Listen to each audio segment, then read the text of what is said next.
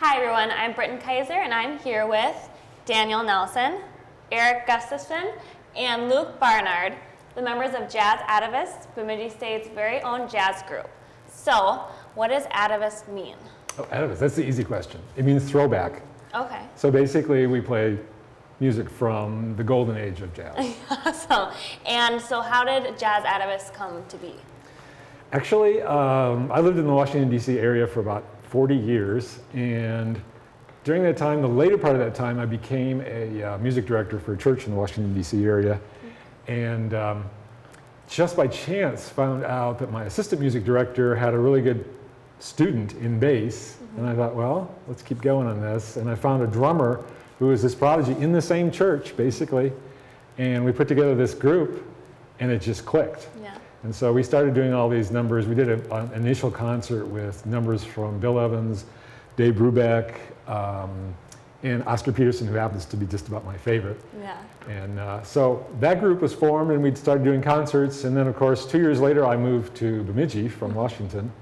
And I was going to a Blue Ice concert, and I noticed 2 or 3 performers that I thought were real standouts. And Dan was one of them. Yeah, he was doing some guitar jazz improvisation. I thought, you know, maybe this would work again. I would get just as lucky because I was extremely lucky to find the people I did in Washington. And I did. I got just as extremely lucky. And Dan recommended Luke, and it just sort of comes full circle. And we all just like, I knew Luke before because I had worked in in vocal music over at the university for a while. Wow. So it all just kind of came together magically. Cool. And so have you two been involved in jazz for a while? Yeah, Before? we were in a combo last year together that played a little more of kind of the fusion style jazz, but that's where we kind of met. Yeah, Okay, certainly. cool. And how did you kind of get involved in jazz? Just Well, it started for me in high school. You know, Yeah. I played trombone in my high school's wind ensemble, but then the opportunity for jazz opened up. My dad actually, 6 years before I ever played bass, bought a bass, thinking he was going to play, and sat in his closet for that long. And then I sort of brushed the cobwebs off, picked it up, and it's been a favorite of mine ever since. cool. And how about for you? Just Yeah, kind of the same thing. Like I started playing in middle school in the jazz band, and then all through high school I really, really enjoyed playing with the band, and cool.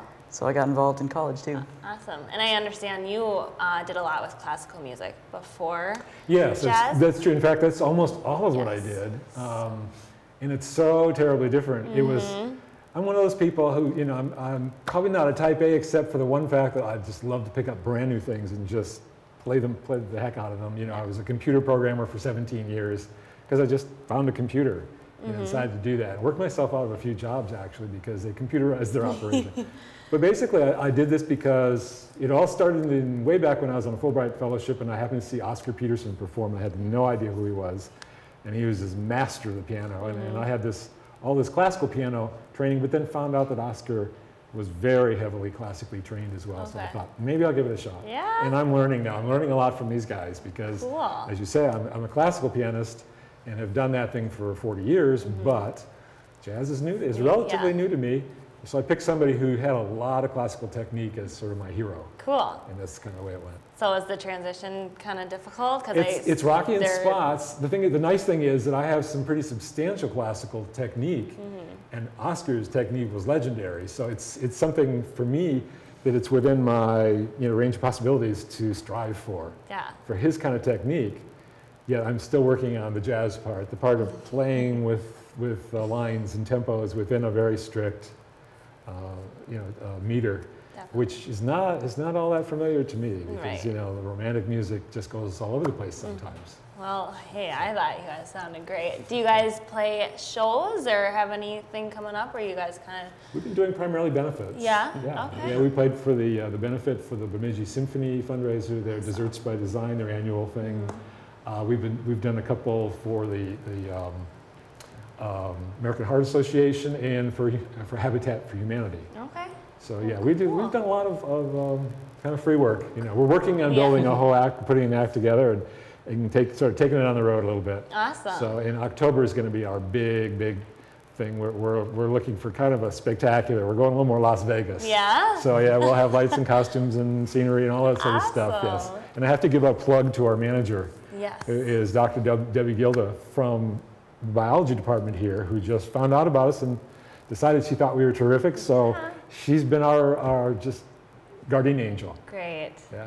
Well, thank you guys for coming out. It was great to have you.